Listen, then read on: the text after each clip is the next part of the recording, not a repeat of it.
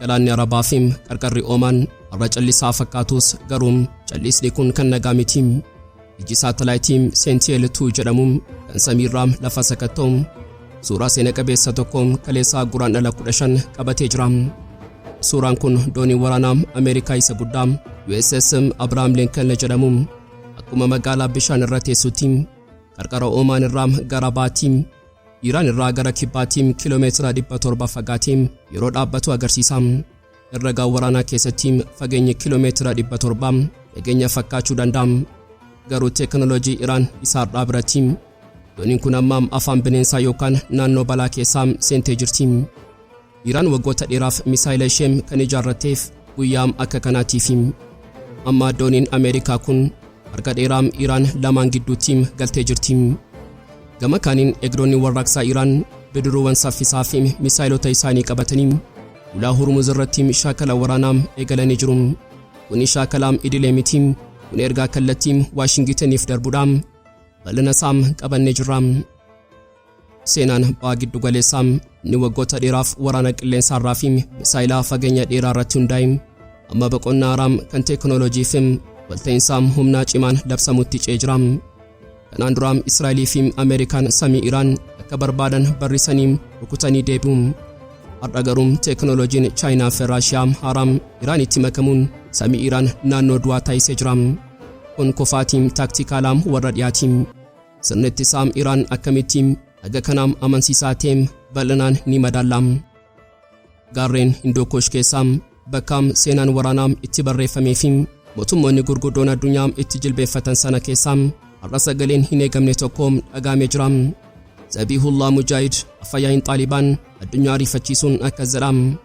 Yoo Ameerikaan Iraan irratti waraana bantee Iraan ni injifatti. Nuti harka marannee hin teenyu. Humna keenyaam obboloota keenyaam Iraaniif birmachuuf qophiidha jechuun labsee jira. Taaliibaan warra Ameerikaa waggaa 20 lolee biyya isaa keessaa baasee har'a muuxannoo sana Iraaniif qooduuf waadaa galee jira. Yoo xumuraatti nu faana turtan iccitii bal'aa ni dhageessu. Qophii keenyaam laayik gochuun jalqabaan affeerraa keenyaam yeroo maraatiin. Yooyaam ashama harka fuunee kabajamtoota dhaggeeffattoota keenyaam kun Oromiyaa 24 Newsdha. Kanneen chaanala YouTube keenyaaf haaraa taatan subscribe gochuun maatii keenya taam. Qophiin keenya namoota hedduu biraa akka ga'uuf laayik share gochuun waliif qooduun dagatinaa. Hanga xumuraatti qophii keenyaatti turtii gaarii.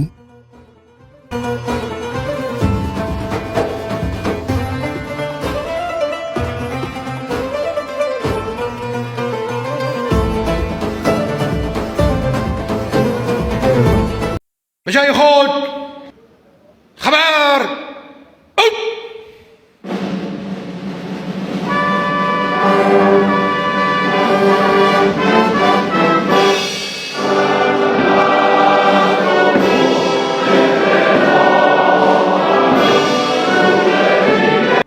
galaanni Arabaa fi qarqarri Oomaan har'a callisaa fakkaatus garuu calliinsi kun kan nagaa miti.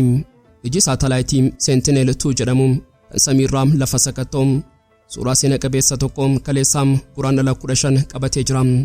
Suuraan kun doonii waraanaa Ameerikaa isa guddaa USS Abraham Lincoln jedhamu akkuma magaalaa bishaan irra teessutti qarqara Oomaan irraa gara baatii kiiloomeetira 300 Iraan irraa immoo gara kibbaatii kiiloomeetira 700 fagaateen yeroo dhaabbatu agarsiisa.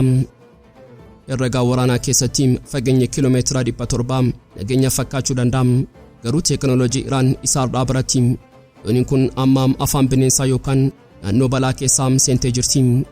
Iraan waggoota dheeraaf misaa'ila ishee kan ijaarratteef guyyaa akka kanaatiif amma dooniin Ameerikaa kun harka dheeraa Iraan lamaan gidduu galtee jirti.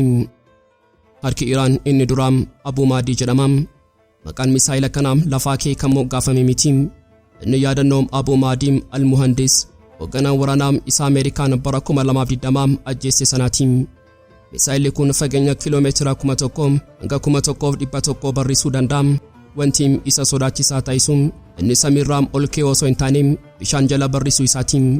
Raadaariin doonii Ameerikaa jalaa dhokachuuf gadi jedhee bishaan irra mucucaatiin mataa waraanaa kiiloogiraama 400 baatiin doonii sanatti dhiyaachuu danda'a. Kun Iraaniif meeshaa tarsiimoo yoo ta'u sirna ittisaa Ameerikaa burjaajessuuf kan qophaa'edha. Harki Iraan inni lammaffaan immoo Zulfiqaar Basiir jedhama. kuni misaa'ila baalaastii kiyyootom fageenya kiiloomeetira 700 irratti diina rukutam maqaan Zulfiqaar jedhum seenaa islaamaa keessatti Seefii Aliyyi ibn Abi Xaalib isaam hunda mura jedhamu sanarraa kan fudhatamedha. Misaa'illi kun saffisaan ka'ee bobaa jabaam waan fayyadamuuf daqiiqaa muraasa keessatti qophaa'am. Wanti misaa'ila kanaam adda taasisum ijaam elektiroom optiikaalaa mataa isaarraa qabaachuu isaatiin. Kunis doonii bishaan irra deemuun kan akka Abrahaam Lincoln adda baafatee hordofee rukutuuf isa dandeessisa. Iraan misaa'ila kana bara 2020 yeroo ifa gootum ani galaana irrattis nan argaam jechuun addunyaatti labsiteetti. Haa ta'u malee taphni kun gama tokkoon qofa miti. Dooniin Ameerikaa Abrahaam Lincoln kophaa ishee hin dhaabbattu. Ishee cinaam dooniiwwan Arlee Jabbuurkii jedhaman sirna ittisaa eegis qabaniitu jiru. Xiinxaltoonni waraanaa dhugaa tokko ni dubbatu. Misaa'ilonni Iraan baay'een isaanii saffisa sagalee gadi waan ta'aniif Ameerikaan isaan kuffisuuf yeroo gahaa qabaachuu dandeessi. Walumaa galatti har'a galaanni Oomaanii fi Iraan gidduu jiru dirree herreegaa fi teeknooloojii ta'ee jira. Iraan misaa'ilaam Abuu Maadeef Zulfiqaar qabattee seenaa fi maqaa gootota ishee kaleessaa har'a bishaan irratti deebistee jiraachisaa jirti. Ameerikaan ammoo magaalaa sibiilaa ishee qabattee teeknooloojii isheetiin of eeggachaa jirti. Dooniin Abrahaam Lincoln amma sarara diimaa Iraan keessa jirti. Iji saatalaayitii fi iji misaa'ilaa wal ilaalaam galaanaam Arabaa irratti dhiphinaam uumuu itti fufanii jiru. Har'a addunyaan ija ishee bakka lamatti qabdee jirti. Gama tokkoon qilleensaa qabbanaa fi tasgabbaa Jeenevaa Siwiizerlaand keessatti afaan dippiloomaasii afaan nagaa fi mariitu dubbatamaa jira. Gama biraatiin ammoo bishaan ho'aa fi dhiphinaam hulaa Hormuuz irratti afaan qawwee afaan humnaa fi afaan anatuum si caalaatu dhaga'amaa jira. Kuni tasa kan ta'e miti. Kuni tooftaa faarsii isa seena qabeessa sanadha. Mee haala isaa bal'inaan haa ilaallu.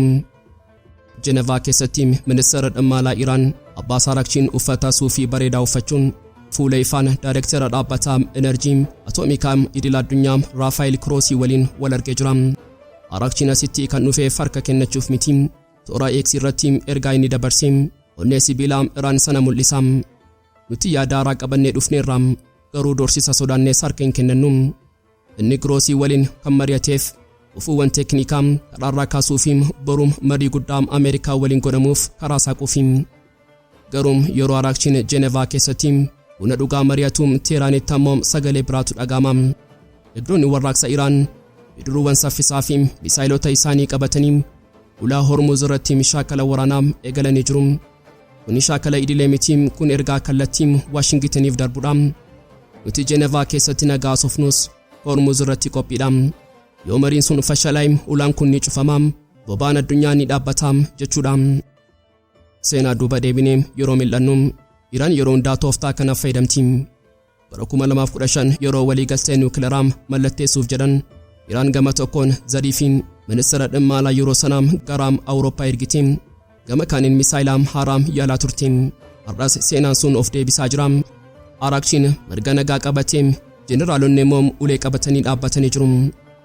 Marii boruu kibxataa Jeenevaa keessatti Ameerikaa waliin karaa Oomaan godhamuuf deemu kanarratti Iraan ejjennoo ifaa qabdi. Niwukileera qofaa sofnaa. Ameerikaa fi Israa'el garuu lakkiin misaa'ila keessanii fi deeggarsa naannoo irratti haasa'uu qabna jedhu. Arakchiin garuu sun sarara diimaadha jedhee karra cufee jira. Tiraamp Waashingitaniin taa'ee waraana nan banaa jedhee yoo doorsisu Teeraan ammoo Hormuuz irratti kottaa nu yaalaa jettee shaakala waraanaa taasisaa jirti. Kuni madaallii sodaati. Iraan marii kanaan kan itti seentee akka biyyaa dadhabdeetti osoo hin taane akka biyyaa humna qabduu fi filannoo biraas qabduutti of dhiyeessaa jirti. Amma saatiin fiigaa jira. Jeenevaa keessatti nagaatu mallatteeffamamoo Hormuuz irratti ibiddatu qabsiifama. Arakchiin yaada haaraa qabadheen dhufee jedhee jira. Garuu yaadni sun Tiraamp ni amansiisa. Deebiin isaa saffisa bidiruuwwan Hormuuz irra fiiganii fi qabbana bilchaataa Arakchii keessa jira. Addunyaan hafuura qabattee eegaa jirti. Seenaan ba'aa giddu galeessaa inni waggoota dheeraaf waraana qilleensarraa fi misaa'ilaa fageenya dheeraa irratti hundaa'e amma boqonnaa haaraa kan teeknooloojii fi walta'iinsaa humnaa cimaan labsamutti ce'ee jira. Kanaan dura Israa'elii fi Ameerikaan Samii Iraan irraa akka barbaadan barreessanii rukutanii deebi'u. Har'a garuu teeknooloojiin Chaayinaa fi Raashiyaa Iraanitti makamuun Samii Iraan naannoo du'aa taasisee jira. Kun kufaatii taaktikaala warra dhiyaati. Wanti hundarraa nama ajaa'ibu raadaarii Chaayinaa isaa YLC-8B jedhamudha. Raadariin kun ija addaa kan anti-stealthism yookaan ijaam dhokataa arguu qaba. Xiyyaarota Ameerikaa fi Israa'el kanneen akka F-35 warra nuti ija raadarii jala dhokannaa jedhanii of jajan sana fageenya kiiloomeetira 350 irratti argamu. Kun xiyyaarota sanaaf qullaa dhaabbachuu jechuudha. Xiinxalaan waraanaa Biraandii Wiishers akka jedhutti raadariin kun xiyyaarota Israa'el kiyyoo keessa galchee jira. Amma Iraan diina ishee fageenya irratti argite osoo isaaniin dhukaaseen dura tarkaanfii fudhachuu dandeessi. Kun tarsiimoo Israa'el isaan rukutanii baduu jedhu sana lafarraa haxaa'ee jira. Dhimmi kun asirratti dhaabbatu. Iraan waggoota dheeraaf Raashiyaa irraa sirna ittisaa S-400 bitachuuf kadhachaa turte. Garuu Moskoon sababa waraanaa Yukireeniif fedhii siyaasaatiin yeroo dheeressite. Raashiyaan S-400 Turkii fi Saawudiif kennite. Anaan dhorkatte jechuun Iraan dallantee turte. Kanaafuu Iraan fuula ishee gara jawwee Chaayinaatti naannessite. Chaayinaan ammoo carraa kana fayyadamuun sirna ittisaa ishee isa cimaa HQ-9B jedhamu Iraaniif ergite. Kaffaltiin isaa ammoo boba'aa Iraan gatii rakkasaan fudhachuudha. Kun daldala istiraateejiidha. Amma Iraan sirna HQ-9B qabattee xiyyaarota diinaa samii irraa harcaasuuf qophii xumurtee jirti. Kana malees Iraan amma bilisummaa dijitaalaa gonfattee jirti.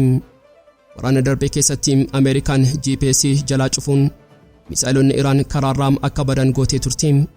Amma garuu Iraan sirna GPS Ameerikaa dhiiste. Sirna Chaayinaa BEIDOU jedhamutti fayyadamti. Sirni kun harka Ameerikaa jala hin jiru. Kanaafuu misaa'ilonni Iraan amma ijaaraa qabatanii akka barbaadan sirriitti rukutu.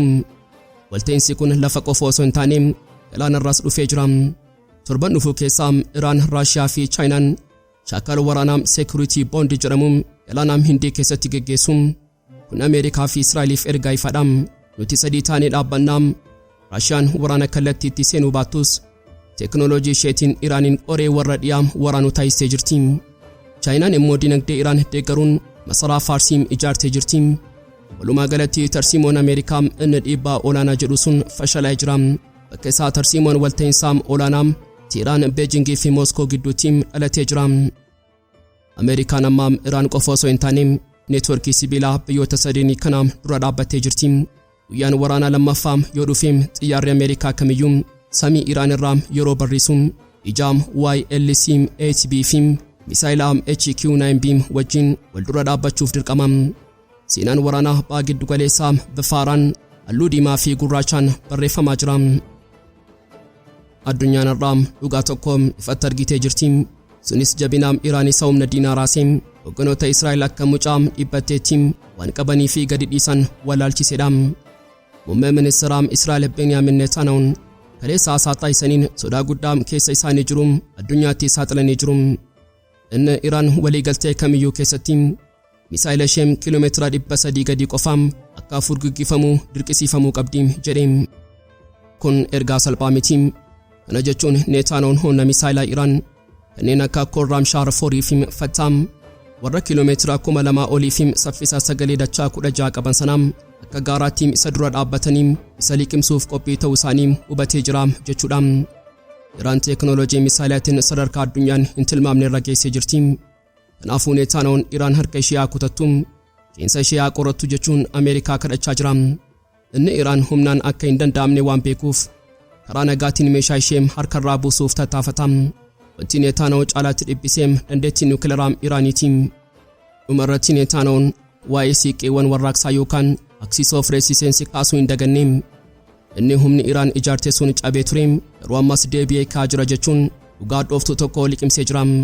Iraan bifa addateen daaraa keessaa kaatee michoota ishee naannicha keessaa deebistee ijaartee jirti. Netanyahuun ulaagaalee kana hunda tarreessuun isaa Iraan hammam jabaattee akka jirtuu fi Israa'el ammoo fuula Iraan duratti hammam akka dhiphattee ragaa ba'a. Har'a Iraan teeknooloojii misaa'ilaa fi onnee sibiilaa qabattee marii fi lola gidduutti aniin jilbeenfadhu jettee addunyaatti labsitee jirti. Gaarreen Hindookuush keessaa bakka seenaan waraanaa itti barreeffamee fi mootummoonni gurguddoon addunyaa itti jilbeeffatan sana keessaa har'a sagaleen hin eegamne tokko dhagaamee jira. Kaabul magaalaa Taaliibaan Teheraan itti harka ishee diriirsitee jirti. Taateen kun tasa kan ta'e miti. Inni diina kootii michuu kootii isa jedhamudha. Zabiihullah Mujaahid afyaa'in Taaliibaan addunyaa rifachiisuun akka jedha. yoo Ameerikaan Iraan irratti waraana banteem Iraan ni injifattiim nuti sarka maranneen teenyum amma humna keenyaam obboloota keenya Iraaniif birmachuuf qophiidhaam seenaa duuba deebineem haa miillannum bara 1998 Iraanii fi Taaliibaan diina gurguddaa turan yeroo sana Taaliibaan dippiloomaatota Iraan magaalaa Mazaar-i-Shariif keessatti ajjeesnaan Iraan waraana isheem daangaa Afgaanistaan irratti kuusteem loluuf qophooftee turteem har'a garuu seenaan sun haqamee jira har'a Kaabuliif Teheraan diina waloo tokko qabuun innis Ameerikaadha Taaliibaan warra Ameerikaa waggaa 20 loleem biyya isaa keessaa baaseem har'a muuxannoo sanam Iraaniif qooduuf waadaa galee jira mujaahidii waraanaam lolaam waraanaam Ameerikaan waxabajjii 2025 Iraan irratti gootee sana yaadachuun yeroo sanas Iraan injifatteettiim ammas ni injifattiim sababiin isaam Iraan dhugaa qabdiim mirga ofirraa ittisuus qabdi jedheem gama biraatiin pirezidaantiin Trump Washington taa'eem doonii waraanaa guddaa gara Iraanitti erguusaa labseera Trump opereeshiniin waxabajjii 2025 sana yaadachiisuun haleellaan dhufuuf deemuun kan duraa caalaam hamaa ta'a jedheem akeekkachiiseem inni Iraan akka harka kennituufiin nukleera guutummaattiin akka gattuu barbaadam garuu wanti Trump dagatee tokko jira giddugaleessiim Eeshiyaa walitti dhufaa jiru boruu kibxataam Jeenevaa keessatti mariin nagaa yeroo eegalamutti Tiiraan kophaa ishee mitiim Kaabul irraa hanga Beejing Moskoo irraa hanga Baagdaad gaachanni ishee cimee jira Taaliibaan warra waraana gaarreenii beekan yoo Iraaniif birmannaa dhufan Ameerikaan waraana kallattii qofa osoo hin taane waraana riphee lolaa hamaa keessa seenuu dandeessiim har'a Kaabul irraa ergaan darbee tokko qofaam Ameerikaan yoo dhukaasteem gaanfaa Pershiyaa qofa osoo hin taane gaarreen Eeshiyaas ibiddaan ni boba'u egaan kabajamtootaam dhaggeeffattootaam Oromiyaa 24 News qophii guyyaarraaf qabannee dhiyaannee asumarratti goolamaan kanneen chaanala YouTube keenyaa faara taatan subscribe gochuun maatii keenya taam qophiin keenya namoota hedduu bira akka ga'uuf like share gochuun waliif qooduun dagatinaam hanga xumuraatti waan nu faana turtaniif galatoomaa